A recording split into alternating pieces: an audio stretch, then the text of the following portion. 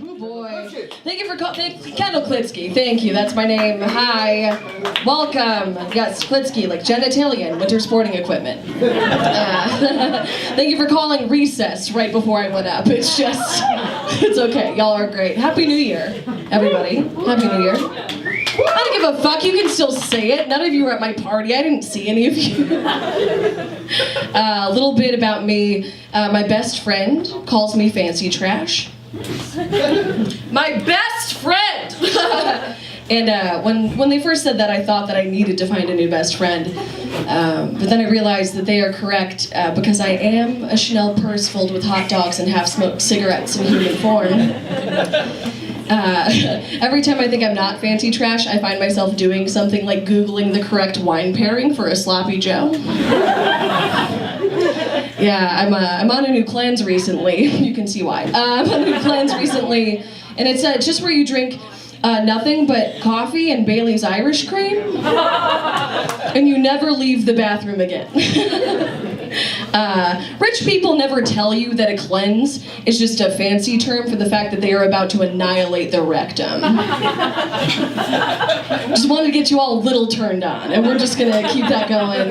This one is just for the ladies or the fellas if you're spicy. Have you ever been sitting down on a public restroom toilet seat and you pee so hard that it just shoots out from in between the bowl and the seat? And you do not realize that you've been peeing on the floor and all over your clothes. And if you're wearing my outfit, it really fucks up your night until you stand up and just stare into a puddle of your own nightmares.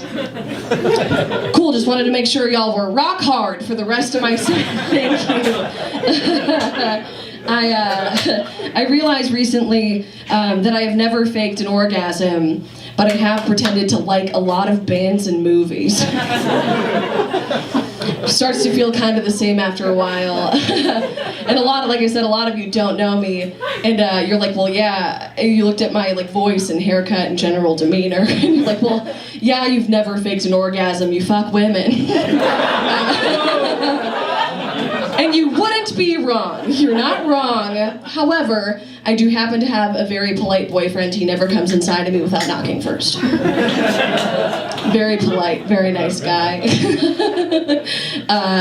Or let's get into some science. So women have a lower center of gravity than men do. And I once convinced a gentleman that this is because all women have a trace amount of lead embedded in all of our cervixes. And lead is dense and it weighs us down, and that's how science works. And I once convinced that same gentleman that sometimes I cannot have sex with you because if we did, you would get lead poisoning. And that's when I realized that men will accept almost any response for why you will not have sex with them, except no. I love that one. That's a laugher and a groaner, because people get real upset about the world that we actually live in. So fun. I hear a lot of guys talk about how aggressively they try to seem non-threatening when they're walking behind a strange lady at night. Sorry, sometimes when I say strange lady, I think that people picture a woman with a straw hat and a peg leg. They're just walking behind a woman who does not know them, and they will speed up and slow down and cross the street and make noise because that's not scary. And I've heard it so many times, and I really feel for the men in that situation, and it's gotten to the point that if I'm walking home alone at night and I feel a man's presence behind me, I feel bad for being scared. Because, you're going along, and you check over your shoulder, and you check again, because you always do. And then I think to myself,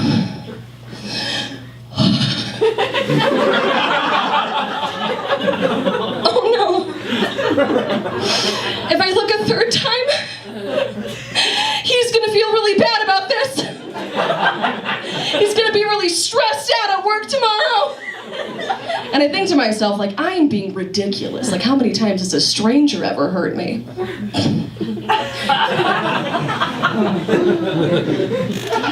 The world that we live in. I watched a man punch a car that did not belong to him. Like, y'all's feelings are fucking terrifying. Like, it's really just the way it is. It's so funny. The theme of the show is called Love Lost, and clearly Mike said it's not relevant to that theme at all. But I did start doing stand-up 4 years ago after I had been dumped and I lost my job in the same week. And nothing makes you feel like the world wants to hear your thoughts. Like both of those things happening back to back. But I was single at that time. And it was terrible at being single. It was really, really bad. Because it was very set in my ways. And my way was girl that you've already been dating for 2 years. So I just needed to like skip the getting to know yous and just get weird. Do you understand? But it's really difficult to be that way, because if you're having sex with a new person and you choke them in the middle of the act and you say, "What's my name, bitch?" It's not like pithy and ironic because you're lovers and best friends. You met an hour ago and it is a pop quiz. Yeah, what a nightmare trash person I was. Oh God, very happy now. I have a great relationship with my dad. I do, but thank you, I do. Great relationship with my dad, but I fuck like somebody who's never met their father. Not for a moment. And daddy issues are a very real thing. Like, there is a reason why some women need to fill the hole that their only male role model left in them with every set of genitals in a particular zip code. I know that some of you thought that line was wordy. I think it's very inclusive. But nobody ever pays enough attention to mommy issues, which are way worse! Because you never hear about a man trying to fill that hole with more hole. They just kind of hate women. Okay, sure, because society is gonna go judge Sharon because she is giving blowjobs for the wrong reasons, while Bill is making a suit out of ladies! Bill is making a fucking lady suit out of ladies! What's Sharon gonna do? Oh no, Sharon's gonna fall in love with you and make you dinner and think that the sun rises and sets with you too fast? That's women's feelings, just... Can any of you imagine just for a second if there were a gender reversal in The Silence of the Lambs? Picture it. Like, instead of Bill making a suit out of ladies, it was just Sharon stitching a fringe jacket made entirely out of dicks. You should make that movie. I know, it's fucking great. I mean, yeah, you believe in it, but Silence of the Lambs came out in 1991. Silence of the Clams would not have won 5 Oscars. None of you would have seen that movie. That film would have been relegated to women's horror, because nobody was woke enough then. You guys are so great. I'm enjoying this. Are you enjoying yourselves? This is just giving me time to have a drink. Thank you. Ooh, like a fish. Okay. I've been discovering the type of pornography that I like very recently. I'm 27 years old, and I never watched porn. My attitude towards pornography was very similar to my attitude towards like NASCAR and NBC's This Is Us. Like, there's an audience for it, but it's just not for me. And I figured out what type of porn that I like, and then Tumblr banned all adult content on their website. And the problem was, my favorite type of pornography was in GIF form. Because you'll know whether or not you're into it right away. Like, that's... And now that I'm trying to find different porn, you have to commit to films. Films, and I have to watch the end of it so I make sure that nothing too spooky happens. Because whenever I'm not great on like violence. I'm kind of a nervous film watcher in general. If I'm watching a horror movie, I have to Google the IMDb Parents Guide, because they don't give you spoilers, but they tell you all of like the violence or frightening moments that happen. And the only equivalent to that in porn is just like reading the tags under the videos. Because you never want fisting to be a surprise. In cinema or real life, you just can't come out of nowhere.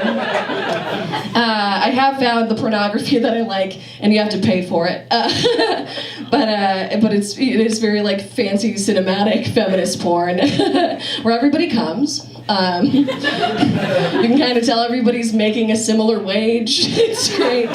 They shake hands at the end. It's very nice. It's very dignified and respectful. I mentioned my very polite boyfriend earlier. He's great, and I've definitely gained some weight in our relationship. And I had asked him if he had noticed, and he's like, well, yeah, like, of course I noticed, but you're you and I love you, and stuff like that doesn't matter. And I never wished for a verbally abusive boyfriend more in my life. He couldn't have said, hey, maybe don't eat the same portions as me, I'm 6'4", once. Not ever, not once. I've made no effort towards diet or weight loss. I've just been Googling how to make your neck look skinny. I'm just hoping for the best. Yeah, I mean, you know that you've gained weight when it's been about 2 years since any of your friends have asked you if you've lost weight. That's how you know. That being said, I have been thinking a lot about love handles recently, and I'll leave you with this knowledge. I have been thinking a lot about love handles recently and how the term love handles came to be. And love handles have to be named for the fleshy part of people's bodies that you grab to fuck them harder. Phonetically, that makes sense. This whole event is sponsored by a creative writing department. We are all hooked on phonics here. And if that is the case, then I know that it is. Then we are just very cavalierly using the term love handles in front of children. On television, you can buy a line of product to get rid of your love handles. We're talking about fuck grips. That is what they are. If we just called them fuck grips, people would be more excited to have them. That's how you end fat shaming. You just come up with like cool terms for things that people generally dislike about their bodies. Okay, cool. Y'all are on board. Okay, so love handles, those are now fuck grips. Spread the word, tag me. But if you have cankles, those are power calves. If you see a fella and they have a double chin going down the street, you can be like, hey, sir, that is a stacked neck and I respect you. Thank you so much. I've been Kendall Klitzke.